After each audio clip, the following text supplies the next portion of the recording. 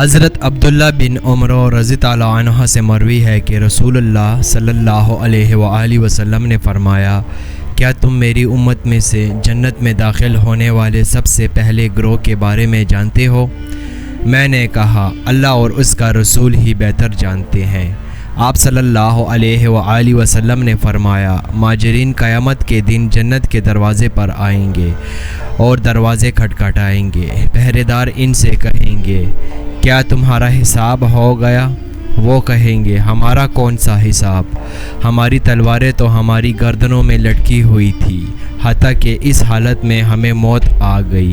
ان کے لیے دروازے کھول دیے جائیں گے، وہ لوگوں کے داخل ہونے سے 40 سال پہلے اس میں آرام کریں گے۔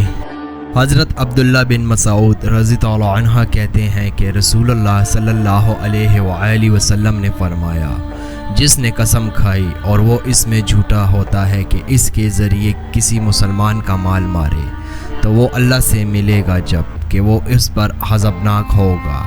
اشعث رضی اللہ عنہ نے کہا، اللہ کی قسم، یہ حدیث میرے ہی بارے میں ہے۔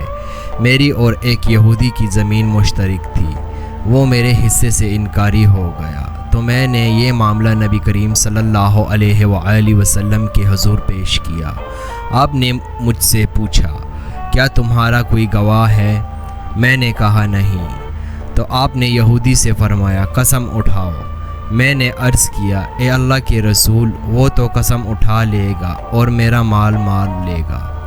تب اللہ تعالیٰ نے یہ آیات نازل فرمائی، جو لوگ اللہ کے عہد اور اپنی قسموں پر معمولی مال حاصل کرتے ہیں، ان کا آخرت میں کوئی حصہ نہیں۔ اللہ ان کی طرف نظر نہیں فرمائے گا اور نہ ان سے کلام کرے گا اور نہ انہیں پاک کرے گا، اور ان کے لیے دردناک عذاب ہے۔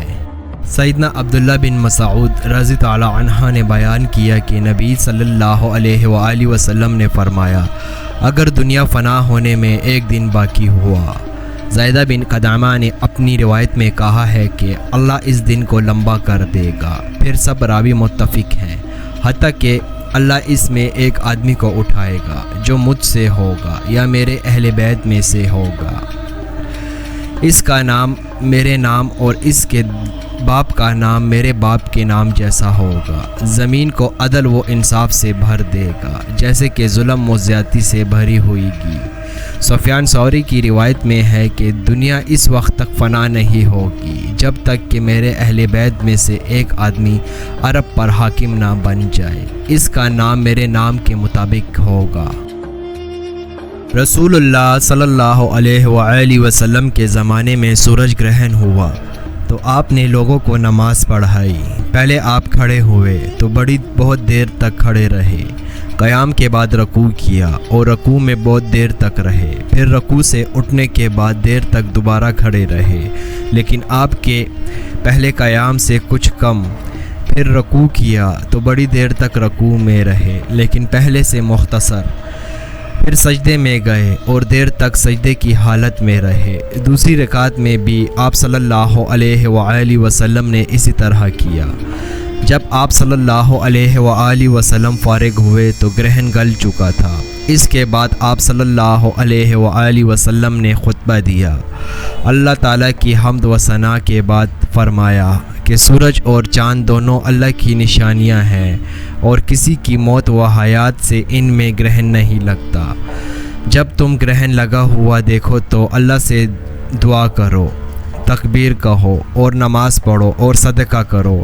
پھر آپ صلی اللہ علیہ وآلہ وسلم نے فرمایا، اے محمد صلی اللہ علیہ وآلہ وسلم کی امت کے لوگوں، دیکھو اس بات پر اللہ تعالیٰ سے زیادہ غیرت اور کسی کو نہیں آتی کہ اس کا کوئی بندہ یا بندی زنا کرے۔ اے امت محمد صلی اللہ علیہ وآلہ وسلم، واللہ جو کچھ میں جانتا ہوں اگر تم میں بھی معلوم ہو جائے تو تم ہنسنا کم اور روتے زیادہ رہو۔